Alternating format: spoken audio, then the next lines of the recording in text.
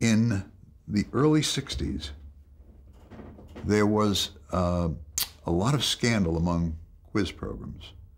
21 friends of mine, Jack Barry and Dan Enright, who had done that show. Jack was the master of ceremonies, Dan had produced it. $64,000 question, Lou Cowan show, all came under scrutiny because there was a fix going on, as we saw in the picture that Robert Redford made called Quiz Show. And they were keeping on those people who were popular with the audience and trying to drop those people who were not. So therefore, answers, or at least questions, were given to some people. Well, the truth was, in my opinion, and this is just my opinion, although I think I'm not alone, the networks had a great deal to do with all of that. There was a lot of pressure put on the producers to find the right people, not to leave people on, and so forth.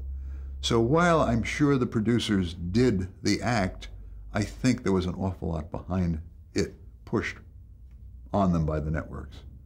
In any event, when the scandal broke, the networks took the high and mighty position that from that day forward, there would not be the independent kinds of productions that we had before, but rather the networks would have a lot more control. They would control the time spots, and sponsors would simply buy what the networks put into the time spot, which is the form we have today.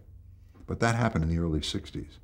So that within a matter of days, we as producers, instead of having 100 or more customers, all the big sponsors in the world, we had 3, ABC, NBC, and CBS, and that was it.